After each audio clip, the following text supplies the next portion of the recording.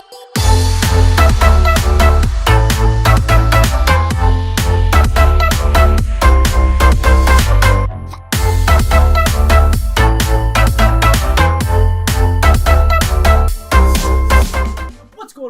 it's Got the Night here, coming at you with yet another video, and today's video is a follow-up from yesterday's video about AMD, their new APU going into the new consoles. I got my whiskey here, and I got my kitty who's, well, she's a little grumpy with me right now, but I digress. Let's get into this story. As yesterday, I did say that the next Xbox should have 16 gigabytes of RAM. Well, in this latest rumor, it is supposedly, and I said that it's more than likely going to be shared since it's an APU. Not only that, because there were some rumors stating that it could be dedicated RAM to it, but in this one, and as I said in the last video, that it's going to be more than likely shared since it is an APU, and according to this rumor, I'm going to be right on the money. Not only that, it's going to be $500.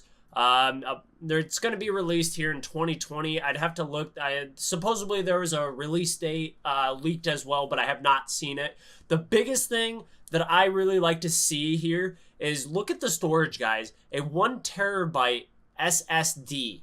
That is huge, especially when you're looking at what they said, a Zen 2 CPU. And again, I said in the last video that the Xbox was rumored to have the Zen 2, while the PS5 was rumored to have the Zen Plus, but either way, there are going to be massive, massive improvements.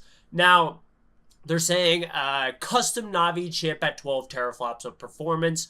From the leaks of Navi 10, this could still technically be a custom Navi 10, as I reported in yesterday's video, and if you haven't seen that, I'm going to link it up above and down in the description. Make sure you check that out. But the biggest thing, and I can see this happening, is ray tracing. The reason that is there was a conference that one of the Sony developers were at, showing off ray tracing on Gran Turismo. I don't remember the studio's name, but it's, excuse me, guys, whatever studio makes Gran Turismo for the PlayStation. They were the ones showing it off. But in the videos, I don't know if it was more than likely just a guy taking the video. It just looked like crap, but you could tell when ray tracing was on versus off. But that does take a lot of CPU or GPU power, as we've seen with the RTX 2080 Ti.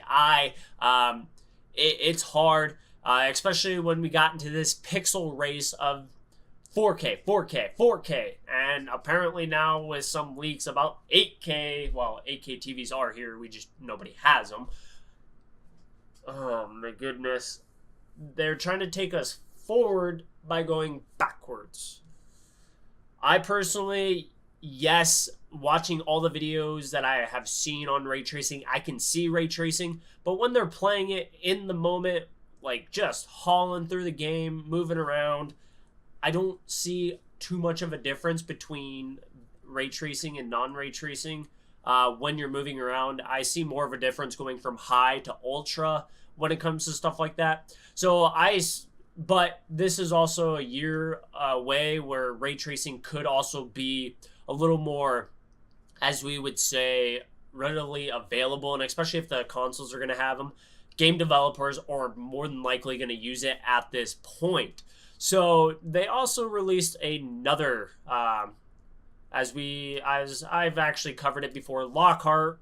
I'll link that video in the description as well and up above if you guys care to check it out. It's also going to run off a Zen 2 CPU, a Navi, only at 4 teraflops, so that's actually technically less than the Xbox One X, but it's supposed to be the Xbox streaming box, so they probably really don't need that. The biggest thing, again, is the 1 terabyte SSD. It does have 12 gigabytes on this one, so the same amount as the Xbox One X, which is fine. It's not the end of the world.